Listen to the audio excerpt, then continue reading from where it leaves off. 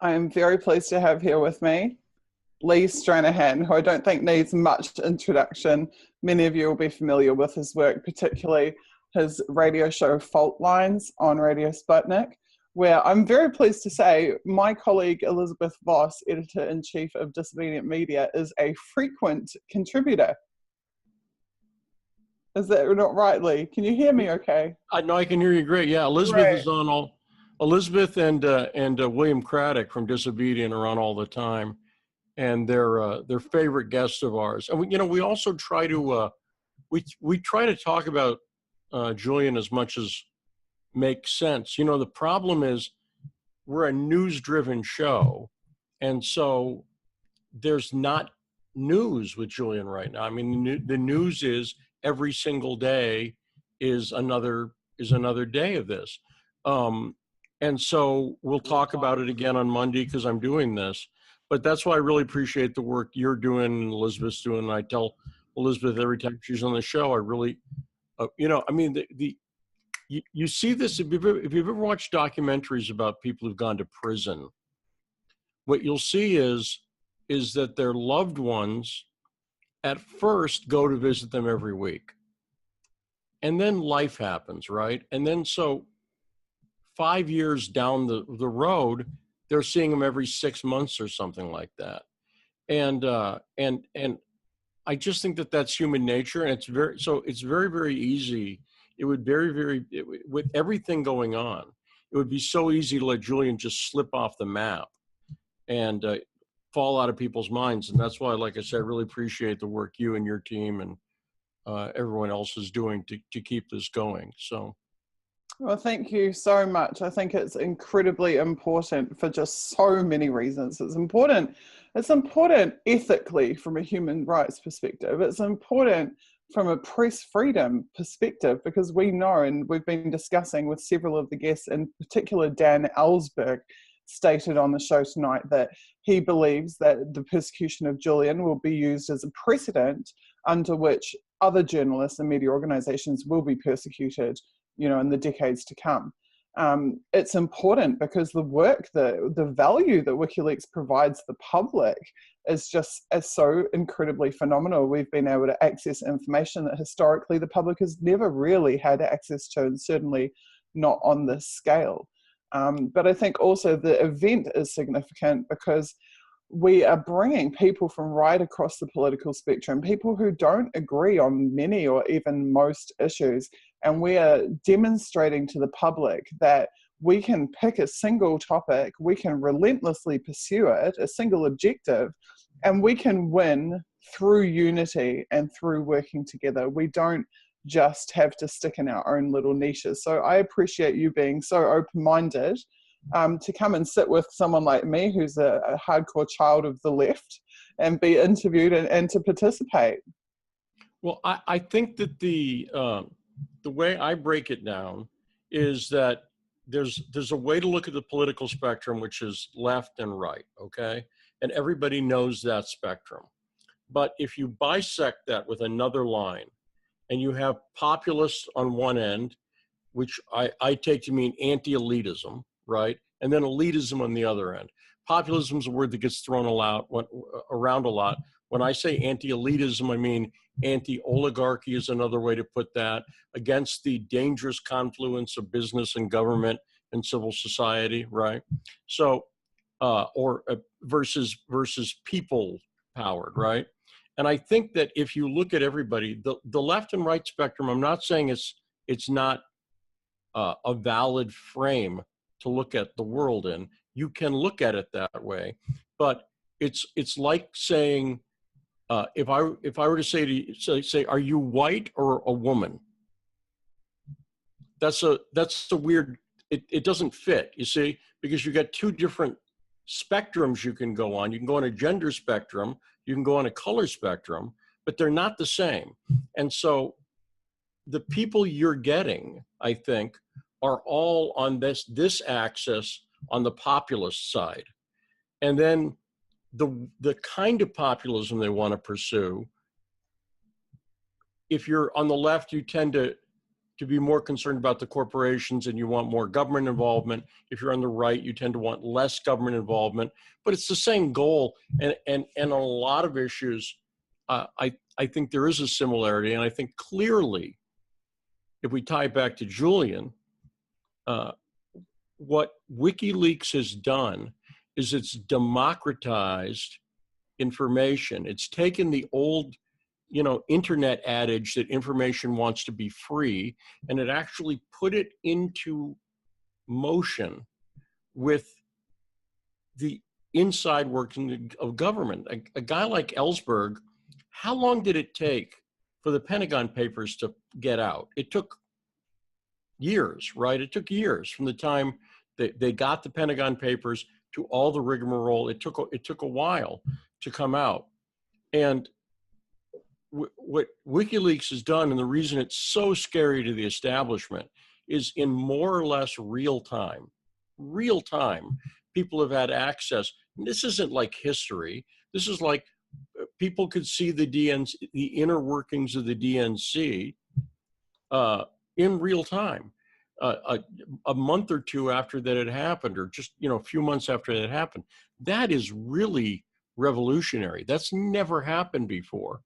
And I think that's the part. So I tend to, my show Fault Lines, I supported Trump in the election. My partner Garland Nixon supported Sanders, and I often say, and I supported Obama in 2008, and that confuses some people if they look at it from the left-right spectrum. And it even confused me for a little while, that I'm like, oh, no, wait. I'm an independent populist who always supports the person. You got to look at it in a spectrum. Trump was up against Hillary. I will never regret not voting for Hillary Clinton, and I will never regret not voting for John McCain. And John McCain and Hillary Clinton are aligned in ways that, on issues like Ukraine or whatever, they're aligned. So that's the way I look at it. And I think that Assange's journalism, the reason a lot of people, eventually WikiLeaks will publish something whoever you are, you don't like. Does that make sense? Like whoever you are. And that's the great thing about WikiLeaks. A friend of mine was talking about the WikiLeaks recent publication of ICE names and addresses. And this is a person who's pro-ICE, they're anti-illegal immigration. And I am too, but I said, I don't care. I said, I don't care. In a sense, that WikiLeaks published it because it had been censored. And that really does get back to the thing I said about information wants to be free. And that seems to be Julian's thinking. The modus operandi is, how can we get the information out in a responsible way, not just a blind dump, in an organized way, so people can research it, in a way people have access to the text, to attachments, to everything, to all the data in an organized way. And it really is revolutionary. And quite frankly, no one else is doing it. And I said, we had an event, the events that happen around the world. We did one in Washington, D.C. And the point that I made there was that even though Julian's a technical person and he knows computers, his chief attribute really is bravery, because all the technical stuff I just mentioned is good and helpful, but it's not, anybody can kind of do that, or can hire somebody to do that. But the thing that Assange has done, which is amazing, is just he's had the guts to do it. And so that's why I think, like I said, I think it's so important. I'm so glad you had me on, because I think it's so important for people to realize that and really think about that. This is a principle here. And the people who are up against Assange are the same people who they don't care if you're a populist on the left or right. Doesn't make any difference. Because, by the way, you notice that in the populist elections around the world, that in Italy they're accused of being fascist, and then when AMLO was just elected in Mexico, he's too leftist. You notice they always play that card. And they just use whatever, Trump's two on the right and AMLO's two on the left or whatever. And you know what? That it's just a sign that they're just making it up as they go along. They're just petrified of the power that people have now because of technology, and they can't control things anymore. So that's my long rant on that. You could have stretched your legs during that, Susie. I'm stretching my mental legs at the moment, actually. I find this deeply fascinating, the experience of interviewing all the different people on the stream, because everybody comes from a slightly different perspective, a slightly different angle, coming from their own experience, and it makes we're talking about the same things every hour, but it's like a different conversation. It's very like prismatic. Like we keep just coming at it through a slightly different facet. And for me, that's really, really interesting and fascinating experience. It's intellectually stimulating, and I'm very, very, very privileged to be a part of it. Well, no, it must be amazing. Well, the thing I was saying about populism, the problem is right now, no one's codified it. In other words, if I said to you, I'll just talk about America because that's where I am, but if everyone knows what a Democrat and Republican is in America. And if you want on issues like abortion, the Democrats are pro-choice and the Republicans are pro-life and so on down the line. Now, if you ask people about populism, there's no populist agenda. And I think the people who got it right actually are the Italians, in the sense that the Five-Star Movement it became a political party, but it started off just as a movement. And so that's what I'm sort of hoping will happen, that someone will start to go, hey, this populist thing, let's try to codify all the people you've been interviewing, right? Could we make a list of like 5 things that they all agree on? Forget the things we don't agree on for a second, which will be issues of trade or some parts of immigration or whatever. Forget that. Are there 5 things we can agree on, like the rollback of the military-industrial complex, right? Everybody, right? Election reform, to have a democracy that actually functions and works, and that people can have some confidence in. I think everybody agrees on that. I think everybody agrees on issues of freedom, rule of law, some human rights stuff.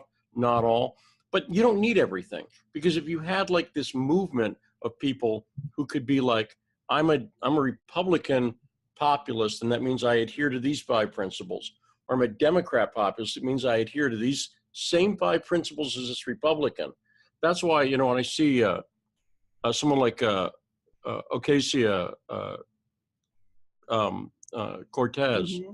when I see what's happening with Alexandria Ocasio-Cortez, she's a leftist, right? But I'm, all right on, because she's anti-war. And which is why so many people went from Bernie to Trump. They weren't going to Trump at all. They were attracted to the anti-war platform. And it was very interesting that there's the segment that Kim.com appeared on earlier, actually with Cassandra. There was an amazing, I'm not sure if you saw it, they were 3rd up on the Vigil. And Kim just let rip. I've seen Kim speak countless times. He's a really close friend of mine, but he lost it tonight in a good way. He absolutely let rip on Trump. He tore him to shreds, to pieces. And who is this? Kim.com. Oh, Kim. Okay, Kim.com, who supported Trump through the 2016 election, who was very, very pro-Trump. Talking to Cassandra Fairbanks, who was very, very pro-Trump and supported Trump.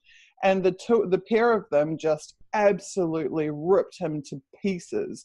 And for 2 reasons. One, the betrayal of WikiLeaks and of Julian Assange, and the fact that as things stand, Trump is trying to hand Julian on a platter to the globalists and to the deep state. And 2, the betrayal of the anti-war platform that got Trump elected. And So I know Cassandra well. I know Cassandra well, and Kim I've talked to a little bit. My take on that is slightly different, in the sense that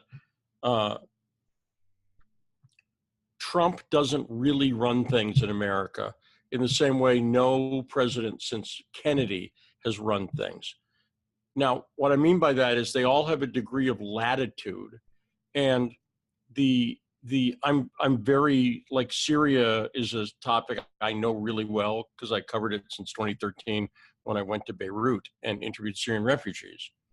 And I'm very disappointed in the presidents, but I take the approach more like Rand Paul does, where Rand Paul is basically trying to appeal to Trump's better angels and say, look, you ran on this during the election, and I agree with that. So I tend to not rip the president, because the one thing I know about that is it doesn't go well. And I'm hoping, guys, like for instance, the North Korea thing right now. I don't want Pompeo anywhere near that, because he's former director of the CIA. The leaks are coming out of the CIA now, trying to kibosh that peace deal. So I've never been comfortable with Pompeo. But I have a feeling that the one big issue with Trump, the one big rock that he's going to be very difficult to change on is Israel. And partially because of his daughter and Jared Kushner. And I think the idea that Trump would turn anti-Israel is unlikely, but I just wish he'd be a lot more realistic on it. And I wish he would hold Israel and Saudi Arabia to the same standards that I would expect him to hold any country to, which is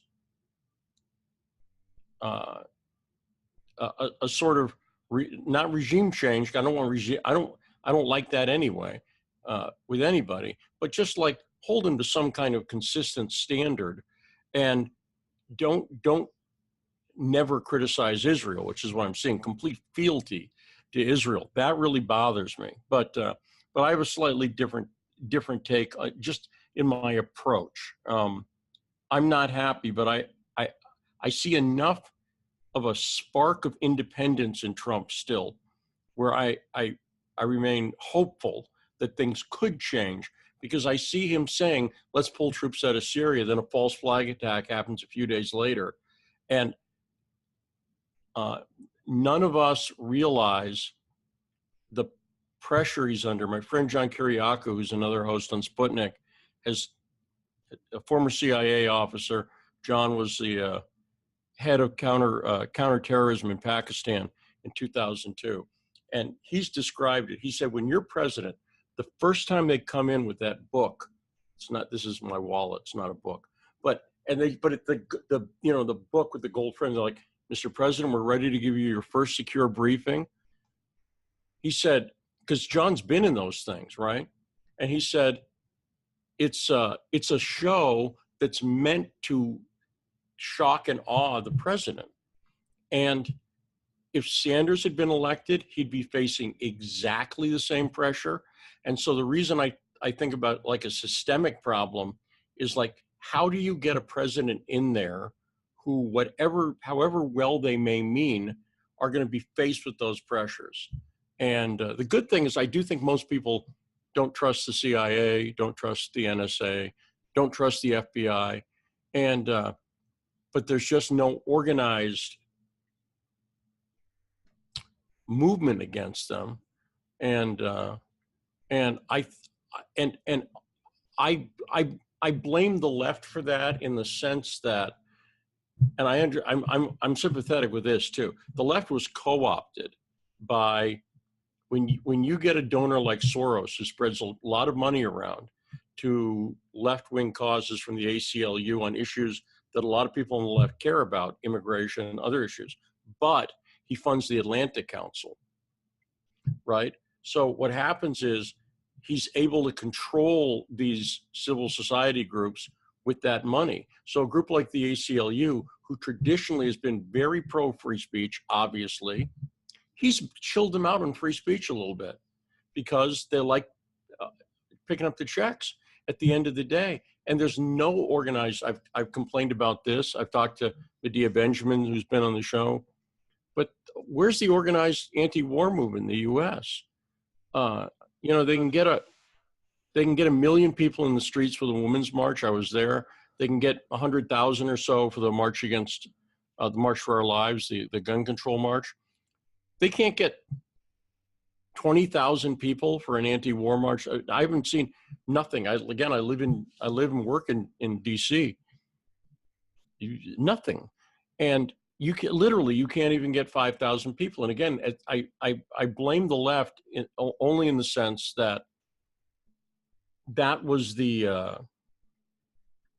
sort of the safeguard, was the left on issues like war. I protested against the Iraq War. I was living in Austin, Texas at the time.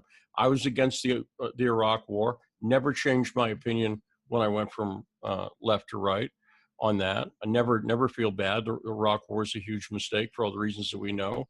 But I remember that was in Austin. There were a few thousand people on the state capitol. You can't get that in DC now. You know why? And the right never had an active anti-war movement. So in that sense, I can't fault them, except to say that there was never a real anti-war movement. And libertarians, God bless them, aren't real well known for organizing. And it could be the marijuana. And but I don't know. But libertarians are also individualists, so they tend not to focus on the organizational aspect. The left has always been very good at organizing, and where is it? So that's my take. But I mean, in that world, across everyone I talked about, you really need WikiLeaks. WikiLeaks has been driving a lot of this, and WikiLeaks has enough global force where WikiLeaks could, be a part of that. But that's why they've taken out Julian. It's very dangerous and it's very scary. Absolutely. Now, let's just get a little bit more personal. What is your history of supporting WikiLeaks in terms of were there specific releases that were significant and had personal impact for you? When did you become aware of WikiLeaks, and what's drawn you to them? I've been aware of WikiLeaks forever, just because I'm a nerd. I'm a tech person, and so I followed it roughly. And then there wasn't any one thing. I mean, to me, it's not about like I could look at the Chelsea Manning thing and go, I'm not as thrilled by that in some senses. The Snowden thing, I have some mixed feelings on, but I have some not mixed feelings on it as well. And as I looked at it, it was the cumulative effect. It wasn't like, oh, okay, well, he did the DNC leak, so that I like that because that benefited Trump. It wasn't that. It was before that, just going, you know what? I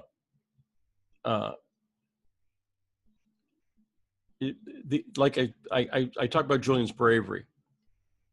The scary thing is anybody could be Julian, but nobody could be.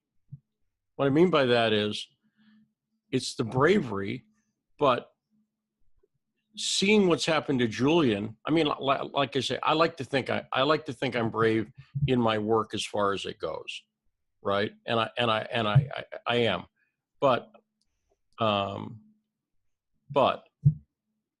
Julian's the one taking the arrows for everybody right now.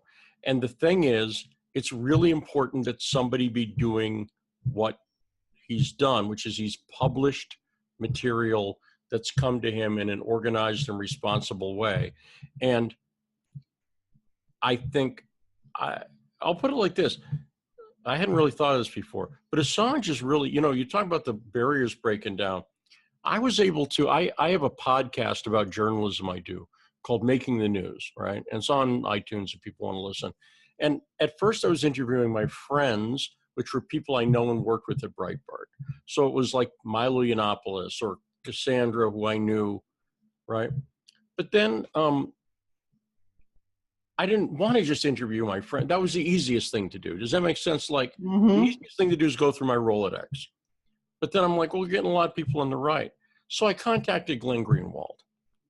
And Glenn, to his credit, Glenn knows who I am. I've gone after Glenn. We had a great interview. And I think it's partially WikiLeaks that's binding. If you think about it, it's really Julian, who I've never met at all. But in a way, Julian's the glue that's binding everyone together that talking to around the world and across the political spectrum. And he's done that not by calling up and going, hey, Cassandra, you should talk to Lee or whatever, because we met on opposite sides of the Steubenville rape case. But that's the glue, and that's really important. I mean, that role, there's just nobody else in that role. There really isn't. Literally, try to. Am I missing somebody? Am I missing somebody who's kind of in the middle there, because who's like a person?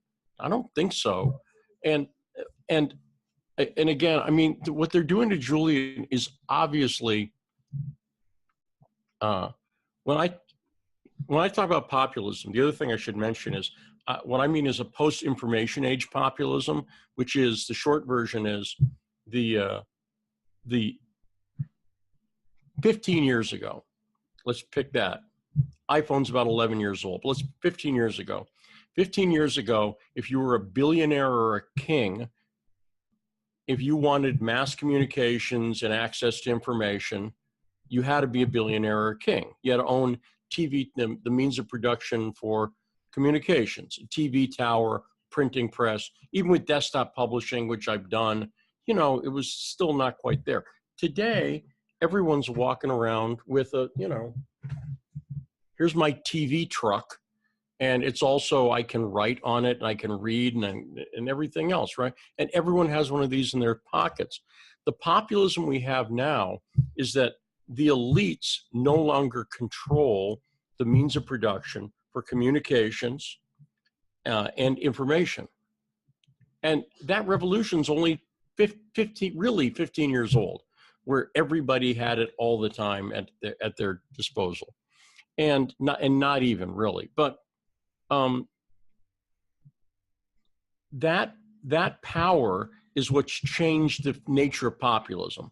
Populism now is every time a news story breaks and somebody hears there's a mass shooting or something horrible, as soon as the guy's name or whoever, it's usually a guy in the mass shootings, unfortunately, but as soon as the guy's name is announced, everyone goes, and they start looking up. Everybody does their own research on whoever it is right away. Everyone's going to their Facebook and screen capping and going to Twitter. Everybody's doing that. And that's caused people, this is what the elites are scared to death of. And then what Julian did during the election is where they just lost it completely, because they realized that he was exposing something completely real, that DNC corruption was completely real, and it was bad for democracy in general. And so now what's happened is nothing's being done about it. There should have been stuff done about it. The DNC should, rather than opening, which I would want if I were a Democrat, I would want it to be more open, because it's killing the Democratic Party. I got to say that. It really is. It's killing the Democratic Party in the United States. And rather than do that, though, they closed ranks more around it. And that's why, again, I'll never feel badly about voting against Hillary Clinton, because I think she was clearly the more dangerous candidate there. Every bad thing that Trump has done, Hillary would have done with more gusto quicker. And Syria, she would have been right in there, and, you know, everything else. And I don't think we'd even be at the tenuous position we're at with North Korea yet. She's just a complete tool of the establishment.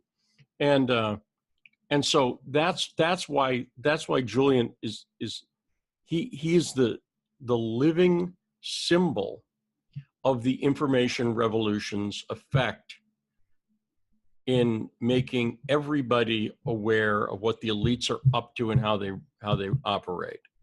And so that's my take on that. I think what you're saying about how Julian is the common thread that binds us is absolutely fantastic. And you said prior to that anti-war is the common principle that binds us. And I think those two things go together hand in fist, because yes, WikiLeaks at its fundament is an anti-war organization. This is something I've made this argument for a long time, actually. It's one that some people are reluctant to accept. But surely the fundamental purpose of all of the information that's being shared about these wars is ultimately to limit them or to prevent them. you can't I've been thinking quite a bit about populism in the past couple of years, and you can't have a populist movement without it being anti-war. It has to be. And the reason it has to be is that the war economy is, it's not just the war, it's the war economy. And the problem, and here's one of the differences between the left and right, especially in the US. There's a contradiction it's not really a contradiction, but there's a seeming contradiction in being anti-war, which is, can you be anti-war and pro people who go to fight the war, the soldiers, right? And I understand both sides of that debate, but in the 60s, the soldiers were demonized as the problem, and they're just not the problem, right? There's a variety of reasons people go into the military and everything else, and some of it's economic and some of it's patriotic and whatever. But I never blame those people, and I don't even necessarily blame. A child just walked by me. I heard something, but we got a lot of them. But someone's going to the restroom, I think. But as I thought about it, I realized the fundamental thing: you have to be against the war because of wars in general, because it's the most elitist thing you can do. The most elitist thing you can do is sit back, profit from wars, and send other people to fight them. That's simply the most elitist thing you can do, right? It's like, no, I'm too good to fight, but you go right ahead, or your kids or whatever, go right ahead. That's fundamentally what it is. And so I think one of the differences between the left and right in the US is, and I think the left got a little smarter about this, is stop demonizing the soldiers and start putting the focus on where it belongs, which is not just the generals, but also, well, the other thing it ties into is what we call deep state or persistent state, or NSA, CIA, FBI in the United States, plus a certain bureaucracy, right? That part of it, that's also where it ties into. And if you look at the, like I've always, I work for Russia now, but one of the reasons I was very comfortable working for Russia is because I knew the truth when I went to Lebanon and interviewed Syrian refugees about what's going on in Syria. And I interviewed people like Louis Sacco, who's the head of the Iraqi Catholic Church and the spokesman for the UNHCR, and refugees and Muslim refugees and Christian refugees and everybody. And they all knew what was going on. The US was supporting the people who were the bad guys in Syria. That's what was happening. And everyone knew it over there. It wasn't controversial. They were like, why are they, Sacco and a bishop, they were like, why is Obama doing this to us? And, but I couldn't get any traction on that story when I came back to the US. And it took me a while to realize how co-opted both the right and the left, independent. See, this is the other thing that's super dangerous right now. Everybody realizes how co-opted the mainstream media is. But I hear my friends on the left talk about they're like, Amy Goodman, what happened? They're like, what happened to Democracy Now? And I talk about to my friends on the right, and I used to work at Breitbart. Breitbart got co-opted too, and everybody's co-opted by money. I talked about, if groups like Soros and these institutional left funders that are pro-war have co-opted the left, the right, it's 100% clear it's co-opted the right, it's Israel. The right, this has been told to me by people who are well-known, respected publishers. They're like, look, the right is completely funded by the Israeli lobby. They said there's about 6 donors, and on the East Coast and the West Coast of the US. Then the grassroots support is all sort of middle American Christians who've been convinced that Christian Zionism makes sense theologically. And I don't want to get into the theological thing, but when I met Christians in the Middle East, they were like, what's that about? And it doesn't even make sense historically. And again, I don't say this as somebody who's like I'm not anti-Israel in the sense that I'd like Israel and Palestine to be able to get along. That's what I would like. And but Israel clearly doesn't have that goal, and to some extent Palestine doesn't. But Israel's very, very, very aggressive on it, and they fund everybody in the right. So sites like Breitbart that I work for, I quit. But the Russiagate thing is all people think it's to cover up the election. It's not, in my opinion. It's part of it, but it's about covering up Ukraine and Syria. Because if the American people actually knew what the hell was going on, I will just say this, if the American people actually knew, and I will frame it in a way that I think would appeal to most Americans. I don't have to use this frame, but I will. Only because most Americans, being Christian, care more about Christians than they do about other religions because they identify with them. But if they knew that their tax dollars were being used to slaughter Christians in Syria, which it was, period. It was slaughtering Muslims too. But if they knew it was being used to slaughter Christians, if most Americans knew that, they would go, wait, what? What's going on? And I think even if Trump knew, I guarantee you Trump doesn't. I swear to God, I swear to God, Donald Trump does not know what's actually going on. Because if he did, he's like most Americans. If he knew really what was happening, one perfect example, the white helmets. There's no way that Trump would be in favor of the white helmets if he understood who they are. But you have people like Heather Nauert at the State Department who loves the white helmets. And so they've managed to surround Trump with deep state operatives. They managed to get Gina Haspel in there. I mean, there's so much stuff where it's just like shocking, but I know this because I know Roger Stone, who talks to they've isolated, you got to realize they've isolated Trump. And I don't, like I say, in a sense, I don't care about Trump that much, but if they did it to him, they'll do it to the next man or woman who takes that office too.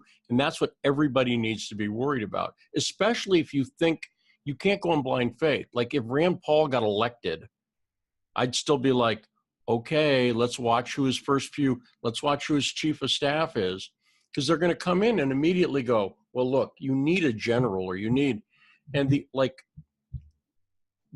only people I'm in favor of running these organizations now, like my vote for the head of the CIA would have been Ray McGovern or John Kiriakou, period. The only person I want running the CIA is a person who wants to scale back the CIA. The only person I want running the FBI is someone who wants to scale it back to pre-World War II levels.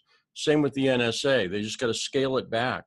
And anybody else, I don't care about their politics. I don't care. They're wrong for the job. The only person who's appropriate is somebody who wants to roll it back. But I see the anti-war. You know, I become friends with George Galloway. He will be appearing on our stream too. He's amazing, fantastic guy. The great George Galloway. Yeah, I love, because he rolls, that's the other thing, he rolls his R's. He's very good at it. We were talking about Nikki Haley, and he said, she's repulsive. Repulsive and reprehensible.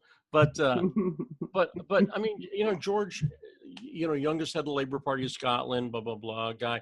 We don't agree on, you know, Tommy Robinson, because on some First Amendment issues, we're not quite as simpatico, but I love the guy, and we agree on more than we disagree on.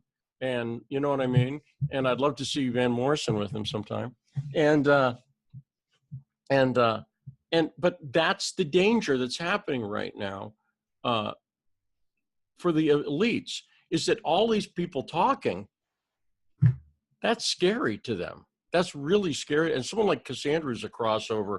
I was a Democrat years ago, and I crossed over, but I'll cross back.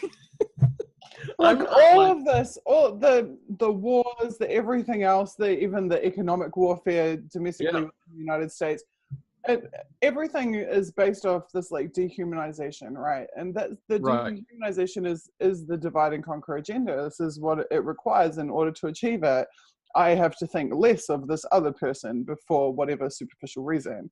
Right. But the reality is, like, when you get a job and go to a workplace, there's people who have all different kinds of beliefs, and you Yes. can recognize the heart in people, and you can form relationships and get along with them regardless of what their politics are, regardless of whatever. Same when you go to school, you know, when your local guy at the lady down at the shop down the road, you don't Right. stop and say, hey, excuse me, what are your politics? Because before I like begin to have a friendship with you, I need to know, like, this is not how life functions. But somehow in the political space and in the activism space particularly, there is these constant lines that, oh, you can't associate with this person because they don't think this or that, or they do think this or that.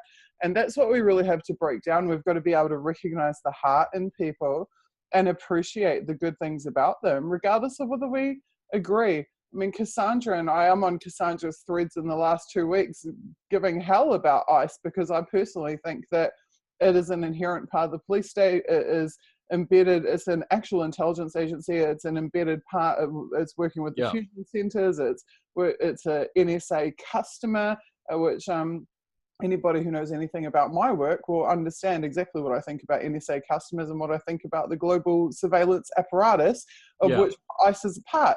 However, Cassandra is completely the opposite. She's like, give them more money, give them, you know, they should be doing, arrest twice as many people. But that doesn't mean that we have to dehumanize each other. Because dehumanizing each other is not going to achieve any good for this planet whatsoever. It's not going to advance any of our causes. All it's going to do is keep us all siloed and separate and unable to advance in any way or to achieve any progress. So that's why I'm perfectly happy to sit with someone like Cassandra, and even to promote Cassandra and her work and her involvement, because she is fundamentally a good person. There is a good heart inside of her, even if we're polar opposites in our politics. And I think we have to put a bit less stock in our personal politics and a bit more eyes on the prize, right? What is going to be the outcome of this? And we can do more together than we can apart. Immigration is one of those issues where if you try to stop applying the left-right thing and apply the populist elitist thing a little bit more, you might, like, people might come to solutions quicker. See, here's the other thing too. I really believe this, that information revolution, the other thing that's broken down is that terms like communism and capitalism are relatively meaningless now, because we're in an era right now where at pretty much every economy is some level of market involvement and some level of government involvement, period. Everybody. Now you can jigger the percentages basically, but there's no pure capitalist government, and there's almost really no pure communist government, and even the pure communist ones have some degree of markets, right? And so I just don't think the terms mean as much as anymore. And as technology advances, they're going to mean less and less and less, and you'll need a new metaphor, because and so immigration is one of those issues where right now the current system, the migrant crises get created by wars, create migrants going into places like Europe or America as refugees, who then get exploited as cheap labor. And so the globalists win on both sides, in my opinion. And you're absolutely correct. And furthermore, they planned it. They planned it for. That's right. They have 20-year plans in the NSA, the strategic planning documents, and they had listed in 2004. They had listed Europe as the #1 threat to the United States of America, not China, not anywhere else. Europe. Right. And the reason for that was because it was an economic threat and it was competing economically with the United States. Yes. And so the destabilization of Europe was a very deliberate agenda to undermine the economic power of the EU. So this is no accident that they deliberately took out the bulwark countries that have resulted in the mass migration. However, we are so far off the topic. The only way I can bring it back, just no, but we have to. I'm sorry to cut you off, Lee, but we have to wrap in 3 minutes. no worries. I just want to point out that Julian. Well, let me just bring it back in 10 seconds. To bring it back in 10 seconds to WikiLeaks, though, the reason is all of this we're in a transitional period, and this is exactly where WikiLeaks fits in. And it's confusing to us now, but in 100 years, they'll look back and go, oh, well, it was obvious. Does that make sense? That is very true. I was just going to point out, on bridging from immigration to WikiLeaks, that Julian is actually a registered refugee, and he is a registered asylee. Yeah. His activism and his journalism has come virtually at the cost of his citizenship. His own country will not even reissue his passport. Yeah, it's disgusting. Yeah, the war, as I was saying in the last conversation, has come to the journalists. The journalists don't have to go to the war anymore. You don't have to go to Syria to be a war reporter. The war will come to you if you're a truth teller, and the war has come to Julian in terms of it's being inflicted upon him physically as a result of his work. So where would you like to see this go from here? And what would your message to Julian be, Lee?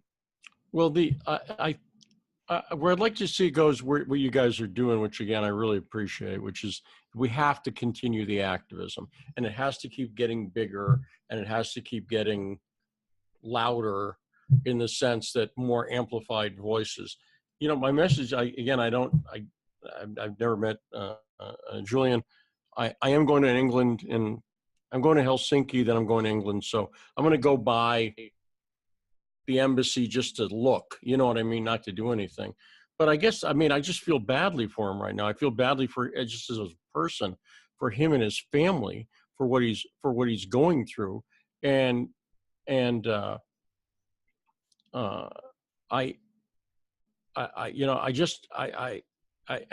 miss his voice in the world right now. I said on the last one to Elizabeth, I said it's almost like when someone dies, and for a while afterwards, you go, well, what would they have thought of this? What would they have thought of this album or this political event? And you wonder that about Julian, except he's not dead.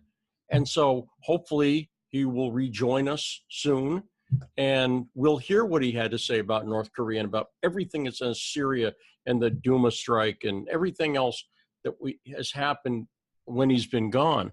But that's it. I just come back. You know, I just hope he comes back, and I hope he's doing okay. And you know, that's about it. In a sense, it's like the 12 boys who are trapped in the cave in Thailand. That story hurts my heart every time I think about it. You know what I mean? And it's the same thing. It's different, but it's the same thing when I think about Julian. It just hurts my heart every time I think about it. It's difficult to picture, and you just hope it ends. You just hope it ends soon so you can breathe again. You know what I mean? That's what I feel about the thing in Thailand. It's just like, I just want them out safely. So it's okay. Don't know them, but that's one less thing I have to stress about today. It's very empathic, and I think Julian is also a very, very empathic person. You look at some of the statements he's made, particularly around war, and it's always out of concern for others. In the past, when he's been asked about the hardships on himself, he's said, I'm not in Syria, I don't have a bomb dropping on my head, right. I haven't lost my legs. You know, has a very realistic and modest point of view in that regard. Yeah. Thank you so much for being here, Lee. Thank you for standing up and being counted. And I would just say, since you're going to London, I'm pretty close to the Vigil supporters that have been on the ground there at the embassy for the last 7-8 years. And if you'd like to be put in contact, they're having they're having near constant events, like almost on a daily basis now. They're having vigil events at the embassy since Julian is under such threat. Perhaps you could go and meet with them, take some photos, maybe do. I'm going with my camera and everything, so I'd love to be able to. We're just planning that bit of the trip now. I'm going to Helsinki for a few days to cover that, then to England to cover that and a few other stories, and to do sightseeing, of course, when I'm there, which is what I'll tell them when I enter the country. Well, we'll put you in contact because I would love to see some images of you there. That would be great. Fantastic. All right. Okay. Thanks so much. God bless. Thank you for your work. You too. Thank you so much for yours.